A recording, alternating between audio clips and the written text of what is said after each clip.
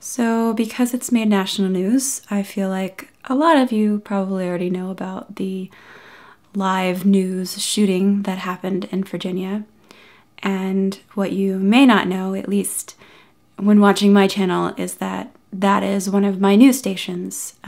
I live about an hour from where that all happened. 24-year-old Allison Parker, a reporter, was shot and killed, as well as 27-year-old Adam Ward, who was a photojournalist. I didn't know them personally, but because they're so close in age, and because maybe I'm from a backwoods area where everybody feels like family, but it feels like family that's been lost. The shooter was Vester Lee Flanagan II, or known as Bryce Williams on air. He was a former employee of WDBJ7, and he just kind of went crazy and came back and shot them. After it happened, he was live tweeting the entire event, and he had a GoPro while he shot them and uploaded the video online. If you read his manifesto, which was 23 pages that he sent to ABC News, he says that the tipping point for him was the Charleston shooting, which I find interesting and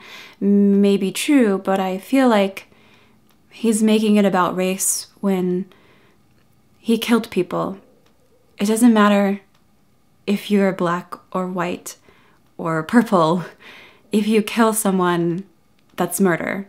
You can't just kill people. And that goes for your average Joe like this Bryce Williams, as well as police officers. You just don't get to shoot people because you don't like them or because you're angry. All of his social media sites have been taken down, but if you read some of the news stories, they do have some screenshots where you can see that he's been kind of memorializing himself for the last few months, like posting pictures of himself when he was younger and as like a model and as a baby, and just kind of like telling his life story. I feel like this is all very purposeful. I mean, he worked in news. He knows that the more information he could put out about himself, the more that news stations, after this all went down, would be able to pull from it and, you know, go, oh, well, this is what's wrong with him. This is why he did it, blah, blah, blah, blah, blah. I feel like it's a really sad attempt to cast himself in a good light. But the bottom line is he shot and killed people. He shot 4 people, including himself, and 2 people, and he died. You're going to hear a lot of things about gun laws and racism in the coming weeks. And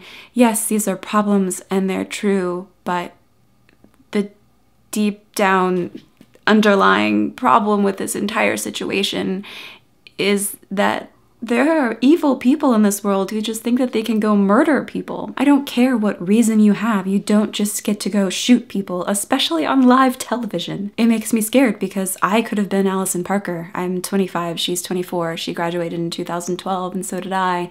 And I interned at another news station in the area, and I decided that I didn't really like news. I didn't really want to go into it, but in my area, that's one of the kind of few things that I could have done being interested in media and communications. You realize how precious life really is. Whenever these things happen, you realize that, but when it happens in your area, so close to home, it really, really hits hard. I felt disingenuous yesterday because I had filmed yesterday's VEDA video in the morning, and then I went and got in my car to drive to work, and that's when I started hearing about everything that was happening.